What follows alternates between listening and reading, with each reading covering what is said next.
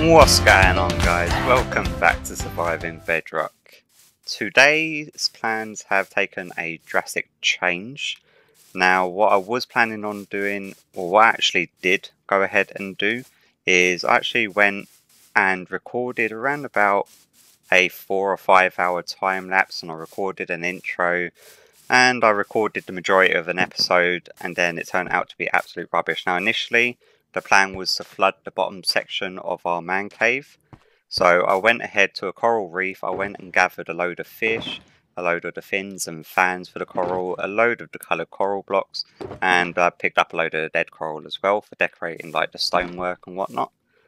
But I went and done a time lapse of me tearing down our stairway, and then I went and flooded the entire bottom section of the man cave. Now this is flooded all the way throughout. This is actually my survival world, but luckily for me, I actually went ahead and made a backup before I went ahead and done all of this. And the problem, as you can probably tell now, is that with it all flooded, I don't know if it's because it's not got access to the sky, or if it's just because it's primarily dark, but as you can see, even down here in our bit where our corridors were coming through, is that you can't actually see further than about 8 blocks. Now, you can see in our top right that we have got the conduit effect, and just to double check, I even drank a potion of night vision to see if that would help. But down here, like when we're standing in the center point of this room, you can't actually see any of the walls. And even wandering around down here, it's a case where it's quite easy to get lost. Now, filling this was proper tedious. Like, it took me a good 6 to 7 hours, and I've done a time lapse of a third person perspective of me filling it up, and then I had to move the third person and then fill it up, move the third person, fill it up, and just sort of rinse and repeat until I got all the way through it. And all of it is like solid source blocks of water, so it took quite some time to do. And then when I finally came down here, the end result was that it's impossible to actually do anything down here, because if you can't see anything, there's no point in doing anything down here. So I think I am going to revert back to an old save, which means I'm now going to have to find something else to fill this episode with. And I actually have no other sort of projects planned. Like, not planned, there's loads of projects that I want to get done, but I didn't have the time to sort of gather all the resources for. So let's jump into our reverted save, where we've not wasted the time in filling all of the bottom section with water. So yeah, I guess I'll see you back over in that world. Alright then, so now we're back over in the sort of backup one, and the good thing about this backup one is that I'd already gone to gather all of these resources. So we've got all of these sort of resources set aside for a future project somewhere down the line. But as you can see, we've still got our corridor down there, and now the entire bottom section isn't flooded, which means, unfortunately, for the vote where people had voted for us to actually flood all of this area, as you could tell in the previous clip, that there's just absolutely no point in having it flooded, because it was just sort of playable down here. If you can't see the stuff that you build down here, there's no point in having it flooded. It was just trying to record down there would have been a nightmare. You wouldn't have been able to see anything, I wouldn't have been able to see anything, and it just would not have been like good footage or good playtime, to be honest with you. So we're going to have to find some sort of uses for this area down here. There's a few other farms that I wouldn't mind throwing in down here, but unfortunately it's just going to have to be in an unflooded cave system like the rest of our man cave. And flying around, initially I was planning on then doing an episode based around topping out this corridor, but I'll probably do that in between episodes because it's not going to be very entertaining to watch.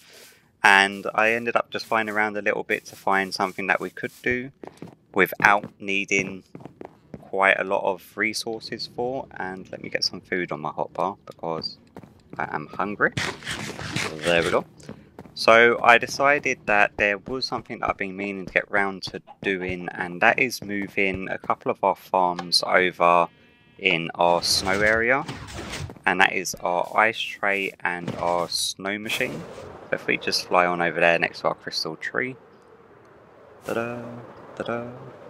Now, initially I was going to do all of this off camera as well in between episodes, but due to the unfortunate of a wasted 7 or 8 hours worth of playtime flooding the man cave when we're now having to revert back to the save, and I can't obviously use that to fill up an episode. I decided that we can move these in an episode. Now, initially I was just going to do the exact same designs but move them elsewhere. I will be using the same design for the snow farm, so I probably won't include the rebuilding of that as footage. But I actually want to redo the design of our ice farm. And I've actually set up a little area. I wanted to move it into this little cave system over here. We'll overshow it quite a bit. If we just hop on down over here, I've sort of laid out the sort of groundwork for it to make sure that we could fit in and to make sure that water would freeze either side. Now I've removed that already. So our plan for this is that we actually want a line of water along here, like an infinite water source going around. So we'll have water source blocks all the way around there with water in the center point there.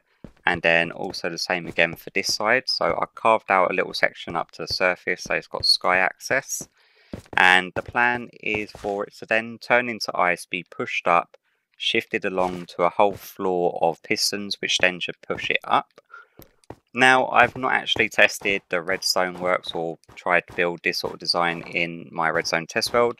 I'm sort of just going to wing it as I'm building it.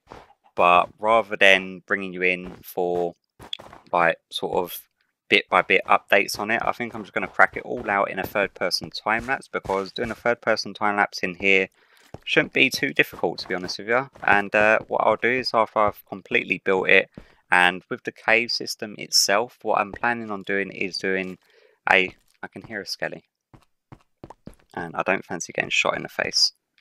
Okay, I don't know where it is, but carry on.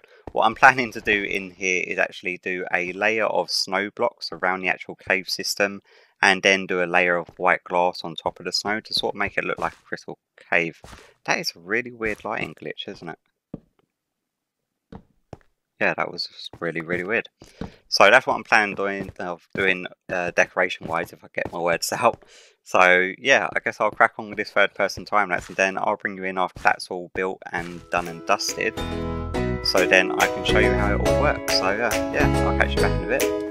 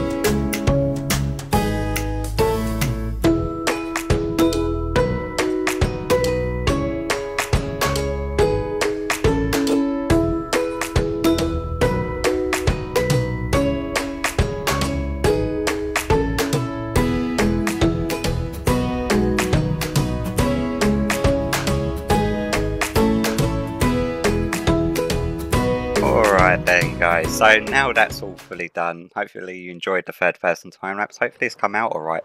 It was around about 2.5 hours worth of actual footage, which I'm going to have to shorten down. So whether it turns out as a decent third person time lapse is anyone's guess right now. But I did go ahead and I cleared out our 2 farms over here, so it's now looking nice and fresh. What I am planning on doing out here is actually taking down this tree here and doing a doorway into our crystal tree on this angle section here, and then probably bringing out a pathway going sort of curving around here, probably coming along here, doing a bridge across to that section there, and then I actually want to try to join it onto a path which I'm going to be leading from our town there. So doing a sort of transition into this biome from path to path is going to be extremely sort of challenging for me, but something to look forward to. But I thought I'd show you the completion of this now, and we've got a full ice block ready to be harvested. So the redstone behind it, the concept is extremely simple. but the implementation of it was quite difficult considering that I had to try to fit it all in such a small area. And if you come down here with me, you can see that it is just an absolute mess of redstone. Now, I've got this whole farm working off of a standard EFO hopper clock just back here, and I've used an observer as a monostable circuit to save having to build a much larger version. An observer works just as well for this sort of simplicity. Now, it may look extremely complicated with the amount of repeaters and redstone dust going left, right and centre, but don't be overly confused. The principle behind it is very, very simple. I'm just going to explain one side to you, and then the other side is pretty much just a complete replica of the other one. So when the observer reads the signal coming from the redstone block, it will send the signal down to this line here. Now, the first line that we wanted being activated was this bottom set here. So if we follow this, it then goes round to these repeaters. No, it doesn't. It goes to this repeater here. This is our closest line because we want this one to be activated first. This is the one that will push the ice up. So it will go into this block here, which will then activate this redstone line just over here, which then activates, if I get up here, all of these repeaters here, which will then activate the pistons pushing the ice or whichever blocks are frozen into ice up. And then the second line we wanted activated was this redstone torch tower. So we've only got a couple, we've got, what is it, 1, 2, that would be 6, 7, 8 ticks of delay on this redstone torch tower, which will then activate the pistons facing that way. So when the ice gets pushed up, the ice then gets pushed to the right over to our floor of pistons. And then the last line of redstone goes to this one, which is on a 12 tick delay. And then when it reads through these repeaters all down the left hand side here, you've also got a load, if we can get an angle on it, there we go. There's repeaters at the end there, so when this line reaches the end, it will then go to a redstone dust line along the back of them repeaters, which then activates all of the redstone dust underneath an entire floor of the observers. The observers read the signal of redstone dust as a block update, sends the signal to the piston sitting directly on top of it, which then in results pushes all of the pistons up, pushing all of the ice up, which is what initially makes the farm work. Or essentially, not initially, that's the word I was looking for. And then, like I said, the other side is just replicated. Now, it may look complicated, but the principle and concept of it is extremely simple. It's very easy to do. You don't need a redstone laid out this way. You could lay it out a lot more neater, a lot more simplistic, but I was working with limited room. So I had to use repeaters where I didn't have to use repeaters, just to avoid the redstone dust from reconnecting with each other. Like this line here, I was having issues with this redstone dust meeting this one, and then it was meeting a redstone dust line coming along here, which was leading to this redstone torch tower. So I've had to throw repeaters here where they weren't needed, and then I had to throw repeaters over here that weren't needed, and then I had to lower this little section and use a repeater into a block to activate this redstone dust, just to avoid the redstone dust from reconnecting to that one. So yeah, it was a little bit finicky trying to work with all of that, but it came out alright and it worked absolutely fine. If we get back up here, okay, there we go. I need to create a proper way down and up from there, because I also need to create, I may put a lever back there, but there's no way to actually get back there without harvesting all of the ice. Is there? Oh yeah, there is, but I don't think a level would look very nice here, so I think activating and deactivating the whole farm from down below using a lever will be a lot more nicer than ruining the cosmetic feel of inside here. But yeah, once this is fully done, you can sort of just come in here and harvest it as you like. I was having the issue that because pistons can push blocks anywhere up to 12 blocks in a row, and where the pistons are to where the ceiling was, it was only about 10 blocks. So what was happening is that when the ice was reaching the ceiling, it was actually pushing the ceiling up a block or two. So I actually had to go to the surface and put another couple of layers of snow blocks up there just to stop that from happening. So when it does reach the ceiling, it will then stop completely. Let me get back up there. Just collect a load of ice. Keep an eye on my pickaxe, I don't want it to come breaking. I love the sound of breaking ice as well. once we do this, I can switch it back on for you to see. I was hoping, or I am hoping, that the time lapse has come out that you could actually see the ice cube form. That was my plan anyway, or is my plan, shall I say. I've not actually gone over the footage to see how well it will come out, and I've not edited it, because it's around about 2.5 hours worth of footage, and it takes quite a while for it to first render up into the program that I use for editing, and then after actually cutting it down, speeding it up, and cutting out sections where I was obviously out gathering resources, and just bits and pieces like that. So let me pick up all of this ice. I'm curious to see how much ice we actually get from a harvest of this. I'm also getting worried now because it's come to night time, and I was getting hit by mobs quite a lot in this area because nowhere's lit up. One good thing about inside here is that it's all glass, so mobs can't really spawn on the glass. And we'll say that as a full harvest because we want to leave the bottom layer so then we can hop in and out. And let's see how much ice we got. 1, 2, 3, 6, 7, 8, 9, 10. That's my phone. Hold on 2 secs. Okay, so where was I? I was counting the ice. Was it 3, 6, 7, 8, 9, 10, 10.5 stacks from one harvest of it isn't too bad. I'm quite happy with that. Let's quickly switch this machine back on. Up on down here. Sorry about it. I usually have my phone on silent, but I was actually waiting for a phone call. And you know when you're waiting for a phone call and you want to start getting stuff done during a day that you've been meaning to get done, and it's a case where I was just sort of waiting on it, and it was either wait all day and wait for that phone to come before I started recording, or just risk it and hopefully that they didn't call whilst I was recording, which didn't happen. Yeah, so let's switch this back on. Let's hopefully get up there in time to see it kick. There we go. And put you back. Yeah, so what happens is that will push it up, that floor will then push up, and it will leave a gap underneath where the pistons are. And then the next section is that it will push up again, because obviously there's no sky access because you've got the line of ice already. That will then get pushed across, and then we'll have the double layers there.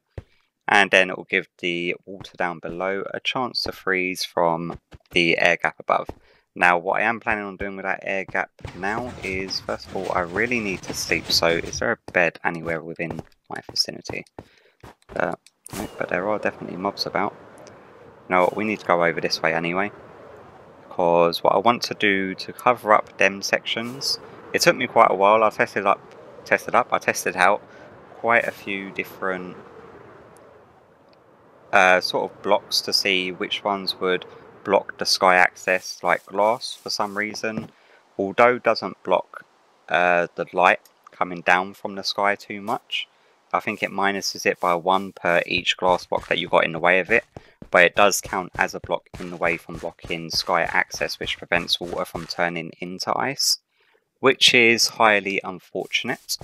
So I then tested out a number of like leaf blocks and just any sort of transparent blocks I could think of, and then I found that carpet actually does not block sky access, which is extremely handy because we can use some white carpet on some string, because string also doesn't block sky access, which is another handy thing. So if we head on over here, a bit of a throaty throat, it's early in the morning for me. Let's grab some white wool. Let's head on over here. We got a crafting table? Yes, we do. I've got a fly flying at my face again. Go away. There we go. Okay. Okay, yeah, what was I going to say? Yes, I was also going to say that over the next, probably the next 3, maybe 4 weeks, I will likely only be able to get 1 episode out a week. And that is purely because of the amount of games that have come out and is coming out over the next few weeks. Sorry. And that is Red Redemption 2 has obviously come out. I've been playing that quite a bit. I've completed the main story mode. And I am sort of waiting for the online section of that. Oh look, there's a phantom.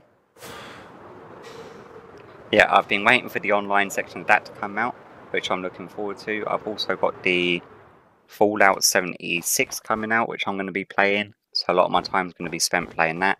There's Battlefield 5 coming out, so I'm going to be playing that. And then the day that I'm recording this is the Tuesday. I'll probably be releasing this on the Thursday. But on the Tuesday, the day that I am recording this, the new DLC of Ark is coming out. And that is Extinction. That actually releases at 6 PM my time. So I am actually looking forward to playing that. So yeah, with my time sort of split up in between games, I may do a playthrough or a let's play series on Ark. I've not fully decided yet, because I probably will be investing quite a bit of time in it, just to sort of blow through the DLC and to see everything that that's got to offer. We're going to need some string. Hopefully I've got some here. I've got some webs. That's not helpful, is it? Have I got any string anywhere?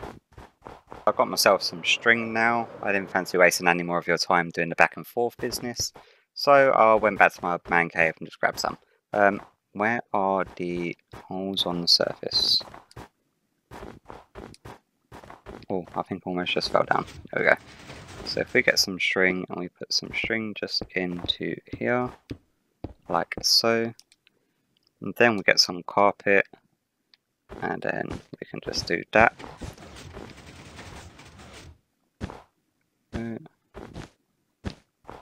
That's that line there.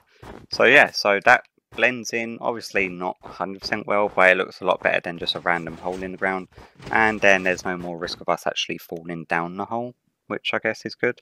I'm going to have to bring up the snow to reach the same layer, because otherwise we're going to end up with a air gap like that. So I'll probably bring up this side a bit, and that is easily done. Put some string into here. Beautiful. That looks great. Let's quickly throw the string into there, because we're always going to need it. Top up our ice. Do that and that. Then we head back down there, just for me to double check that the water is still turning into ice, even though it's being covered. All that we need is confirmation of one block to turn, just so that I can stop staring at it. Now I did test this, but when I tested it, it was around about 2 to 3 weeks ago. So hopefully they've not changed anything since I tested it. So far it's not looking promising for me.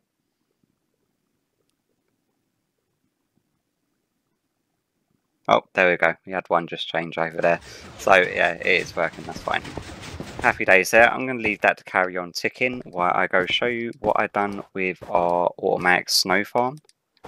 Now with the snow farm, the issue where sticky pistons holding blocks pushing entities, with the entities then getting stuck in the blocks, is yet again affecting one of my farms, which is highly annoying. But the snow golems, they're easily replaceable. It's only like probably every hour or so that they actually end up getting trapped and killed. Now I did tear both of them down while the ice cube was forming over there and my third person was still recording. I tore down the ice farm here, tore down the snow farm here, and moved the snow farm into here. So you've got a few snow golems there. I did initially have 5 of them. There's only 3 left due to the fact that they keep on suffocating and taking damage within the blocks. But as you can see, what it does, it just moves them side to side, gets the snowballs up into a water stream, down to these 6 double chests over here, and then I break all of these, make the snow blocks, and then throw them into these double chests over here. I do need to link probably a redstone line going from here and put a lever just onto this block or something, because at the moment I've just got a hole in the wall where I can turn it off and on.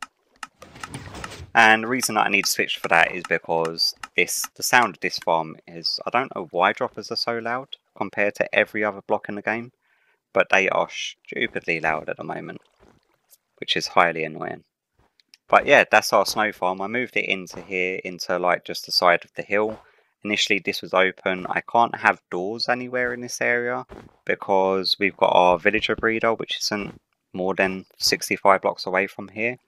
So yeah, I ended up having to do a double piston door, and that's just done by pressure plates underneath the ground, redstone dust, inverted redstone torch tower for the sticky pistons. Very simple, very basic. But it works out pretty nice, and it's nice and hidden, discreet, tucked away, and that's for all of our snow needs. But I am going to have to sort of, I keep on doing the same thing. Whenever I do a project, I ended up leaving chests dotted about. So I'm going to have to go around and collect all of this. I've got empty shulker boxes sitting in here from when we was doing the crystal tree. I've also got resources in here, like more white stained glass, blue, mixture. Got packed ice in a couple of them. Yep, so we've still got packed ice sitting over here. I'm probably going to be doing a few more of the trees dotted around, and I'll probably be working on a design for the pathway, which I'm fairly certain I'm going to be doing out of glass with maybe packed ice underneath the glass, like light blue stained glass with packed ice underneath it, and doing a sort of curved pathway with a very crystal type bridge going across there. Yeah, like I said, it's very up in the air as to what I'm doing with that. But before we end today's episode off, I've been neglecting doing our achievements. So let me head over. Oh, that's another thing. Before I forget, I'm not too sure how long this has been in the game for. But did you realise that when you're swimming, I don't know when this happened, I know that it's not been in it for too long, definitely not since the aquatic update, but if you're swimming in like a 1x1 gap, if you swim upwards to the surface, you can then x-ray the world.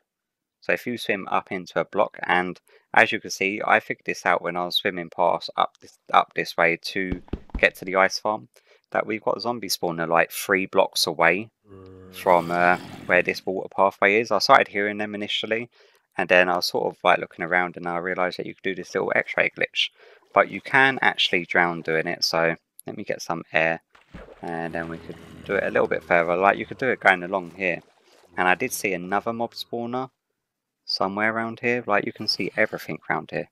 Let me just angle it. Yeah, we've got another mob spawner just a little bit further down on the right hand side there. What else have we got? Got loads of stuff around here actually. Now let me get to an area, because we've got a conduit set up at our man cave, we can actually get the conduit effect not too far away. Hopefully I'll get back to base before I run out of breath. God, I don't fancy dying under here. 4, 3, 2, and conduit effect. Yeah, so with conduit effect, if you were to combine the conduit with a sort of 1x1 gap of water, swim down into it, look up into the block, then you get the x-ray vision as well. And look, drowned already. I hate them so much. But yeah, you can sort of x-ray everywhere. Like we've got a massive cavern down here, which I didn't realise we had either. Is there anything else of noteworthy? I've got a spider up top. But yeah, if you didn't know about that x-ray glitch, there's a new one for you. I very rarely search for x-ray glitch because I use the x-ray for seeders pack for doing x-raying if I'm looking for anything particular underneath the ground. So I've not searched YouTube for any x-ray glitches, so whether or not that one's out there or not, I have no idea. But if you didn't know about it, now you do. It's a very simple one. There's no risk of you dying or taking suffocation damage from putting a block inside your head or anything, and yeah, it's very quick and simple. But before we end today's episode off, we need to check achievements to see which one we haven't got. I keep on having one come up on my screen saying to turn wheat into bread, but for the life of me I could have swore that we had done that one already. Wolfpack, Horseway, there we go, Nitro, the end, Pig, Staying Frosty, Fire Resistance Effect, that one be easy to do. Lion Tamer, yeah, turn wheat into bread. How have we not done that one yet? let's grab some wheat. Set 1, 2, 3. Head over to a crafting table. Make some bread. And then wait for that achievement to come through. I've been neglecting it quite a lot lately, doing the achievements. And they're quite simple to do. Well, most of them. Whether or not that one comes up or not is another question. But we've got our dyed armour for when we've done that for an achievement. We've got our achievement cake. We've got the fish where we had to catch and cook a fish. I don't know why I'm not getting this one though. Unless it's just taking extra long. There we go. Thank you. Baked bread. I think you should really have to like turn wheat into whatchamacallit? Dough. There we go. The life of me, that just completely threw my mind off. What should we name our achievement bread? Let's say we're just gonna go yummy. Okay. Just for life, I can't think of what else to name it, but just so that we know that it's something important to put up there, it's just going to be. I'm thinking of doing like a hallway or something for our achievement things that we can actually keep hold of. That's our first pickaxe, by the way, our first enchanted diamond pickaxe of the server, or server of our game, or a world, let's play. And then the rest are sort of just achievements. This map is, I think, the map of our first treasure that I found, and it was on that little island dead center. I think that's why that's there. I can't really remember, to be honest with you. But yeah, hopefully you've enjoyed today's episode. Hopefully it's not gone on for too long. By my timing, not including the interrupting phone call, we should be at about 20 to 25 minutes, which isn't too bad. Hopefully you've enjoyed it either way, and I'll hopefully see you all in the next one. And hopefully it won't be too long before I see you in the next one, because I am hoping to still get a bit of Minecraft play in between the new games that are all coming out, and whether or not I do Let's Play series on the other games coming out is still up in the air, but I'm sure that you'll find out if you follow my channel. But yeah, hopefully you enjoyed it, and I'll hopefully will see you hopefully you enjoyed this one, and I'll hopefully see you all in the next one. Bye bye.